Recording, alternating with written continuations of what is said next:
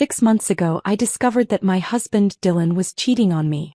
The day before we had just celebrated our son/s birthday together. I could still picture the way Dylan handed him a Lego set, our son's face lighting up with anticipation, and Dylan's own expression filled with warmth and fatherly wisdom. "You're a year older now. It's time to be a responsible man," he had said. That moment felt so perfect that I even posted pictures on social media, commemorating the day as one of those beautiful snapshots of family life. At my age, having a loving husband, a wonderful child, and a thriving business, what more could I ask for? And yet, the very next evening, under the pretense of meeting a client, Dylan checked into a luxury hot spring resort with a 25-year-old woman. This year marks our 10th wedding anniversary. In our second year of marriage, we had a child and I opened my own children/s ballet training center. Business and family flourished side by side. I had been so proud back then. Who said having kids would ruin a woman's career? Look at me, I had it all. After weathering the first 3 tough years of entrepreneurship, I started making over $1 million annually. I had basked in that pride for so long, felt content for so long. Now, that same pride had come back to slap me in the face. That night, after receiving his birthday gift, our son eagerly unwrapped the Lego set. But one piece wouldn't fit no matter how hard he tried, so he and Dylan huddled together trying to figure it out. It was such a heartwarming sight. Feeling lighthearted, I grabbed Dylan's phone, intending to search for the model's assembly instructions on Google. That's when a message popped up on his screen. "I bought new lingerie, the kind you like. You'd better be gentle with me tomorrow night." I froze. Then another message appeared. "You can't tear it apart like last time, okay?" My hands went cold. Before I could process what I was doing, I tapped open the conversation. Another notification flashed, a photo. For a moment, I hesitated, not wanting to see what I already knew would shatter me. But I couldn't stop myself. I clicked on it. A young woman, dressed in a white, high-cut, one-piece swimsuit, was taking a mirror selfie. Her face was hidden behind her phone, but her arms pressed tightly against her chest, accentuating the curves that the fabric barely covered. Below that, her slender waist and taut, untouched stomach, one that had never carried a child, seemed to sneer at me as if yanking at my ear and taunting, "Look at her. Look at how young she is." I quietly exited the chat, put the phone back where I found it, and said nothing. Time has a way of shaping people. It may bring wrinkles and gray hairs, but it also teaches resilience. Like now, I was surprisingly calm. Not because I needed to convince myself to be, it had simply become second nature. Downstairs, Dylan and our son were still tinkering with the Lego set. I walked up to the second-floor bathroom, sank into the steaming bathtub and peeled open a face mask, smoothing it over my skin. I needed space to think. Divorce? Dylan was a 45-year-old, balding, middle-aged man who reeked of grease and entitlement. Standing next to me, he already looked like a sugar daddy, as if I were some young mistress he was keeping.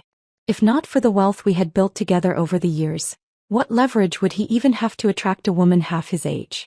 If I divorced him now, wouldn't I just be handing over half of everything I worked for? But was staying married really my only choice? Why should I be the only one disgusted? Why should I sit back and watch Dylan use half of our marital assets to bankroll his mistress? No matter how I looked at it, I was the one getting screwed over. By the time I finished my bath and skincare routine, Dylan was already fast asleep, lying on his side with his back to me. His phone was no longer on the nightstand. I could guess it was tucked under his pillow. He slept soundly that night, even snoring. Once that sound would have made me feel sorry for how exhausted he was. But now it was like the relentless buzzing of 1,000 flies, filling me with nothing but irritation. I put on my noise-canceling earbuds, selected Claire de Lune, and curled up on the armchair beside the bed. Then, I unlocked my phone and scrolled through my WhatsApp contacts until I found a name I had added months ago. Lily Swan. Yes. Her. The girl in the white swimsuit. I knew her. I opened our chat history trying to remember when I had first added her. Her first message read, "Hello, Mrs. Wilson. I'm Lily Swan, the candidate who just interviewed for the assistant dance instructor position." My response had been curt. "Oh." That was the first and only conversation we'd ever had. For months ago, she had come in for an interview. She was beautiful. She danced well. She was skilled. But she didn't get the job. Because before the interview I had run into her in the restroom. She had been waiting in line for too long and was visibly impatient. When a mother and her child finally emerged from a stall, she muttered under her breath, "Why bring a kid out anyway? Just gets in everyone's way. So damn slow." She hadn't noticed me standing behind her. I had said nothing, but I had made up my mind about her right then and there. 8 years ago at this exact time, I had been in a hospital room writhing in labor pains, bringing my son into the world. Tonight, that same little boy was fast asleep in his room, wrapped around his beloved new toy, lost in a dream of childhood wonder. And I was lying here, drowning in the sound of Dylan's thunderous snoring, scrolling through social media in the dark, searching for his mistress account. A few minutes later, I found her Instagram. Fate was a funny thing. Lily made no effort to hide their affair. Every sweet moment was laid bare for the world to see, everything except the man/'s identity. Through her Instagram posts, I learned that their relationship had begun 3 months ago. That night they had steak. Dry-aged steak. The only kind I ever order. 90 days of controlled aging with 40 of the meat sacrificed just to refine the flavor, leaving only the most exquisite portion. Expensive but worth every bite. I had worked hard enough to earn such indulgences without guilt. But Lily? At 25 she got to enjoy it effortlessly. They also had Guillerdo oysters and champagne. I could picture their dinner, luxurious, romantic. And, of course, half of that bill was my money. Then there was the Porsche 718. Soft-top convertible. White body, Bordeaux red roof, the kind of color combination that women swooned over. In her photos, Lily posed in front of the car, one long leg elegantly propped against the hood. A stunning image. That car. Half of it was mine too. Lily came from an ordinary family. I had gathered as much during her interview. But on social media, she had curated a persona of wealth and luxury, a perfect rich girl illusion. The realization made me chuckle bitterly in the middle of the night. So I was, in a way, one of the sponsors behind her luxury girl fantasy? How amusing. But could I still turn the tables? I thought about it. Yes, I could. Morning came. I laid out Dylan's clothes, his favorite outfit. A purple polo shirt, navy trousers, and a pair of flashy designer sneakers plastered with logos. Dylan thought this ensemble made him look younger. He even liked to pop the collar of his polo. Convinced it gave him an air of casual sophistication. To any woman with a shred of taste, it screamed middle-aged sleaze. I had spent years subtly steering him away from it, never outright telling him how ridiculous he looked. But today he deserved to be happy. He adjusted his shirt, slid on his most expensive watch, and admired himself in the mirror. "I have a late meeting tonight," he said, still fussing with his reflection. "Might run late, probably won't be home." It was Saturday. 5 p.m. on a weekend and he had a business meeting? What kind of idiot did he take me for?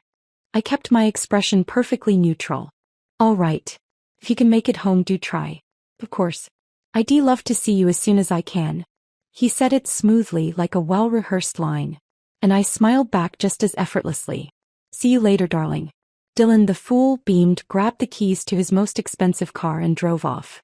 What kind of idiot risks everything for a girl he lured in with nothing but designer shoes and overpriced dinners? Was she really worth it? I checked the morning news on my phone, then dropped our son off at his tennis lesson. After that, I drove across town, from the north side to the east, to meet an old friend, someone I hadn't seen in years. In adulthood, social connections were a game of mutual benefit. Your skills for my resources.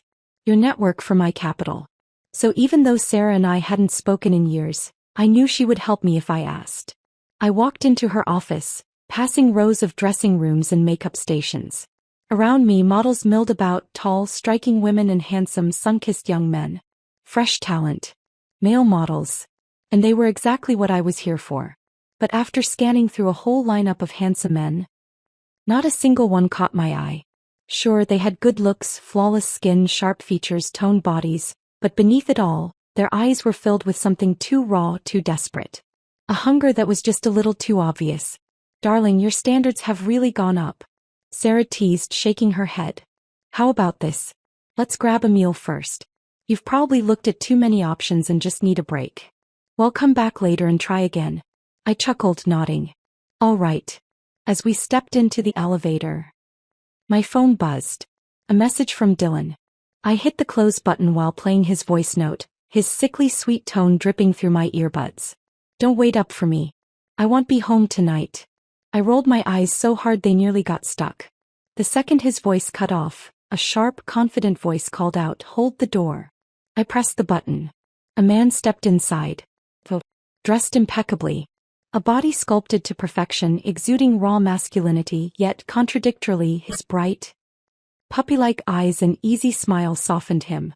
That kind of contrast was dangerous. The kind that made people want to dig deeper to uncover the layers beneath. Then he spoke, his voice smooth yet polite. "Good evening." So he was a model too. When the elevator arrived, he pressed a hand against the door, stepping to the side to let us out first. A gentleman, clearly practiced but effortlessly so. This was it. "Why didn't you introduce me to someone like him?" I asked Sarah, amused. Her response came swift and firm. "Him? Absolutely not." Her tone had dropped significantly. "You said you needed a model for your ballet center's promotional shoot. But you turned down all those fresh dance academy grads. I can guess what you / actually up to." She leaned in, whispering gravely in my ear, "If that's what you're after, then Dennis is the worst choice. He has an STD. I blinked. Then I laughed. For a whole minute. So, I had been mistaken for a sugar mama scouting for a gigolo? The universe must favor those who hustle. That morning I had been agonizing over my next move. By noon, an opportunity had landed in my lap. Dennis, 27. Worked in a bar after college, then transitioned into modeling. And apparently he knew exactly how to handle women. Once I had his number, I arranged a meeting for 3 days later. When the day came, he showed up on time. I gave him a once-over. His entire outfit, shirt, jeans, sneakers, probably cost less than $200 combined. First I took him shopping. We bought a whole new wardrobe where a single white t-shirt cost at least $2,000. Then I had his hair styled into something sleek, refined, and fitting for his new persona. Dennis didn't object to any of it. In fact, he seemed excited as he carried the bags, though he had no idea what exactly he was signing up for. Next, I took him to an apartment I had prearranged through an agent, a 2,000 square foot luxury condo, just a 5-minute walk from Times Square. Rent, $23,000 a month. From the moment we entered the gated complex, Dennis looked utterly bewildered. Inside the apartment, the agent went over the amenities and rental terms while I remained silent. When they finished, I finally turned to Dennis. "Do you like it?" He looked at me stunned. It took him a moment before he nodded. "Yes." "Good," I said, turning to the agent. "Give us a moment alone." The agent, perceptive as ever, stepped out, closing the door behind them. I took out a folder, walked up to Dennis and placed it in his hands. "I need you to do something for me. Pretend to be a trust fund baby. And use these files to win over this woman. This apartment is for you and it'll cover all expenses you need. And when you succeed, it'll give you a $200,000 extra bonus." Dennis stared at me, utterly baffled. He had not seen this coming. I pulled out Lily's photo and held it up in front of the stunned Dennis. "I suggest you take a good look at her first." His gaze shifted to the picture, and for a split second, I caught the flicker of anticipation in his eyes. Of course. Beauty was a weapon. If Lily could use it, so could I. Dennis hesitated for a long moment, probably worried I'd see through his thoughts, but eventually he nodded in agreement. I opened the door and called the agent back in. "I'll take the apartment, but only for 3 months. The agent hesitated. Reluctant. "That is, until I added, I'll throw in an extra $10,000 as a service fee." Suddenly there were no more objections. I turned back to Dennis. 3 months. That's your deadline. Got it. With that single word, our deal was officially sealed. The next day I took Dennis to rent a Gallardo, a car that fit the image of a trust fund kid but was in a completely different league from the Porsche 718. The moment he held the keys in his hands, his eyes lit up like a kid on Christmas morning. As soon as the paperwork was done, he couldn't resist taking me for a spin. We stopped under a shaded street and Dennis pulled out his phone, clearly itching to take a photo. But with me sitting right there, he hesitated, knowing better than to outright pose for selfies. "No flaunting. Nothing on social media," I said. Dennis sheepishly put his phone away. "Got it. Sorry." Then we drove straight to our real destination, a high-end gym right below Lily's studio. The place was sleek, modern, and expensive. Even the exterior walls were full-length glass panels, giving me a perfect view from the cafe across the street. By 6 o'clock Lily would be here. She was a calculating woman. Dylan wasn't her only target. This gym was one of her usual hunting grounds. Sure enough, she arrived, dressed in skin-tight activewear that left little to the imagination. Her cheeks were flushed, lips red from exertion, an image of sweet innocence, if not for the deadly curves accentuated by her leggings.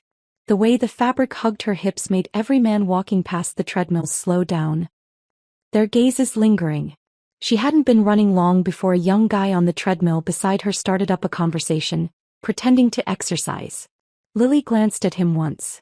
A quick assessment: his outfit was average and he looked too young to have money. She shot him a cold, dismissive glance before giving a polite, practiced smile. "Sorry, I have a boyfriend." Moments later, Dennis entered. Instead of taking the treadmill right beside her, he chose the one next to it, maintaining just enough distance. Lily glanced at him. Then again. This time, her expression shifted. She liked what she saw. But Dennis? For the next 30 minutes he simply ran, lost in his music, not sparing her a single glance. And that, of course, was what reeled her in.